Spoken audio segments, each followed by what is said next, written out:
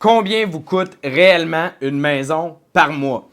Écoutez, une question qui revient souvent auprès des gens que je rencontre, souvent c'est de dire, écoute, Philippe, je veux devenir propriétaire d'une maison, j'ai envie de devenir propriétaire, mais en même temps, je veux pas que ça ampute tout mon budget. Tu sais, je veux continuer à voyager, je veux continuer à aller dans un restaurant, je veux continuer à sortir, je veux continuer à avoir une qualité de vie, je veux pas que finalement tout mon salaire passe dans l'achat d'une propriété. Combien ça coûte, mon Philippe, une maison par mois? Écoutez, fort simple, vous avez 3 frais à prendre en considération qui sont les frais les plus importants qui reviennent. OK? Le premier, c'est l'emprunt hypothécaire. Donc, c'est l'hypothèque. C'est concrètement, vous allez emprunter pour acheter une maison la plupart du temps. Et finalement, le paiement par mois, c'est votre hypothèque. Pour une maison de 250 000, d'accord?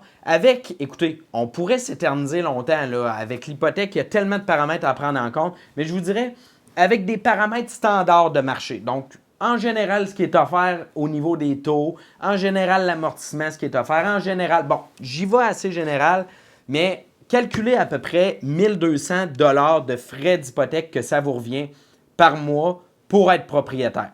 Premier frais. Deuxième frais, les taxes municipales et scolaires. Donc là, vous êtes propriétaire d'une belle maison, la ville et les commissions scolaires vont vous demander de contribuer au pot commun pour finalement entretenir le système, les taxes municipales et scolaires. Ça chiffre à combien?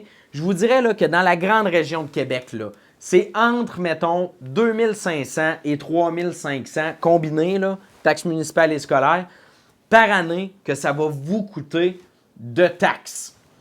Si on, mettons, on met une moyenne à 3000 $, là, si on divise ça en 12, donc mensuellement, ça revient à combien? Ça va vous revenir à 250 $ à peu près pour une maison de 250 000 dans la grande région de Québec. Deuxième frais. Troisième frais, les frais d'assurance habitation. Donc là, vous êtes propriétaire d'une belle maison, il faut l'assurer. Donc, on ne veut pas qu'il se passe quelque chose, passer au feu ou peu importe quoi, puis finalement, ne pas être indemnisé. Donc, assurance habitation. Calculez à peu près un 100 $ par mois pour une maison de 250 000, puis vous devriez être correct. Ça devrait patauger dans ces eaux-là. Si on additionne les 3 frais, 1200 plus 250 $ de taxes, plus 100 $ d'assurance, ça vous revient à peu près en moyenne, pour une maison de 250 000, à 1550 $ par mois que ça va vous coûter chaque mois. Donc, 1550 qui part pour le fait d'être propriétaire de votre maison. À ça s'ajoutent également d'autres frais, comme par exemple, mettons, Hydro-Québec, Internet, le câble, ces choses-là. Donc, c'est des éléments aussi à prendre en considération, mais je vous dirais, les 3 plus importants, c'est pas mal ça, puis c'est pas mal les frais, je vous ai dit, que ça revient.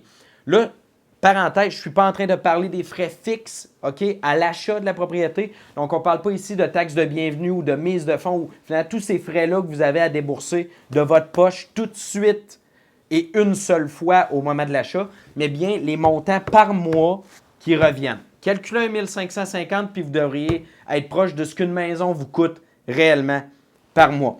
Cliquez sur le lien ci-dessous pour la prochaine vidéo.